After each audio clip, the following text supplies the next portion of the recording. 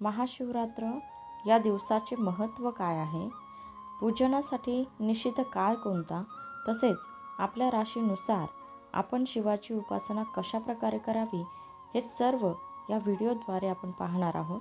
म्हणून हा व्हिडिओ सर्वांनी शेवटपर्यंत नक्की पाहावा.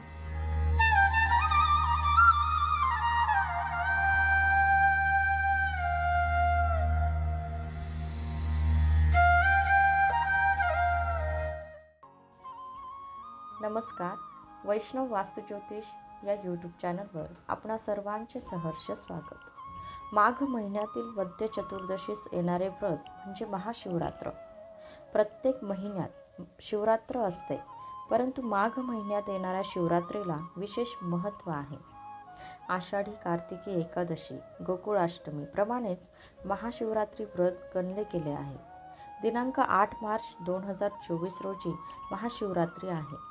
या दिवशी उपवास करून निषिद्धकाली म्हणजे रात्री 12:25 ते 1:13 शिवपूजन करावे. उपवास, पूजा व जागरण ही या व्रताची प्रमुख 3 अंगे आहेत. या काळात शिवतत्व आकृष्ट करून घेण्यासाठी हे व्रत केले जाते. ज्योतिषशास्त्रीय दृष्ट्या हा काळ उत्तरायणाचा आहे.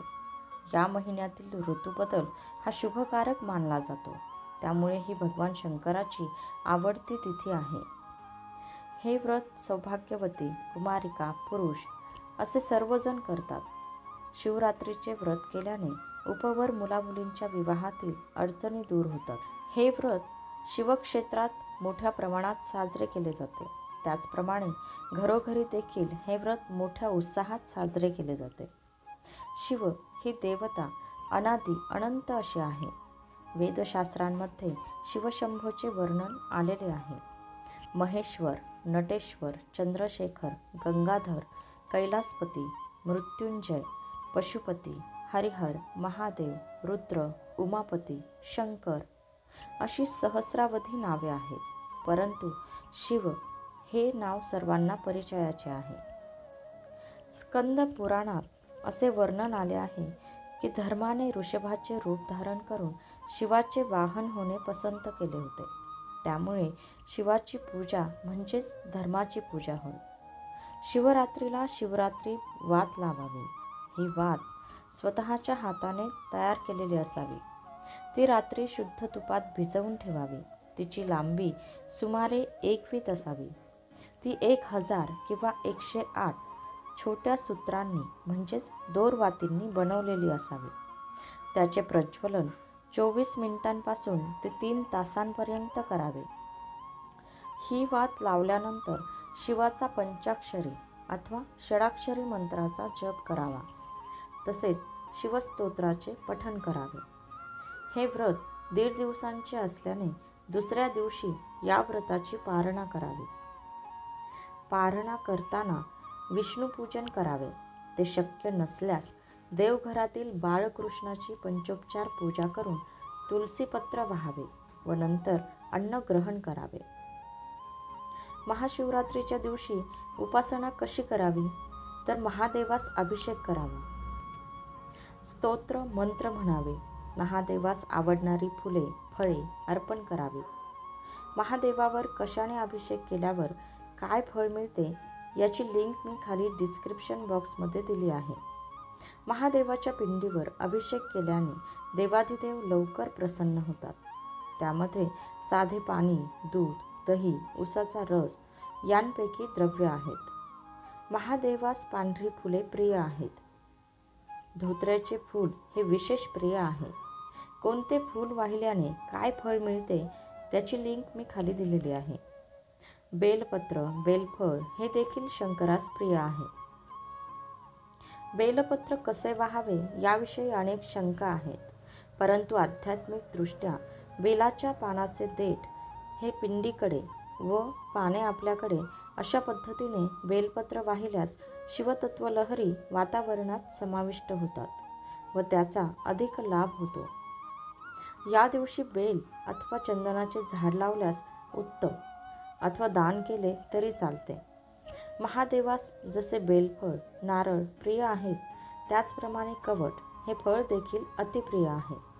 त्यामुळे या दिवशी हे फळ देखील महादेवास अर्पण केले जाते. कलियुगात दानधर्माला विशेष महत्त्व आहे. त्यामुळे भगवान शंकराला ज्या वस्तू प्रिय आहेत त्याचे दान या दिवशी करावे. दूध, तांदूळ, केळी, खडीसाखर, पांढरे वस्त्र, नारळ, बेलाचे रोप या वस्तू दान कराव्यात. आता आपण राशी परत्वे कोणत्या वस्तूंनी शिवपूजन करावे ते पाहूयात. मेष रास मध, गूळ, उसाचा रस व लाल फूल या गोष्टींनी शिवपूजन करावे.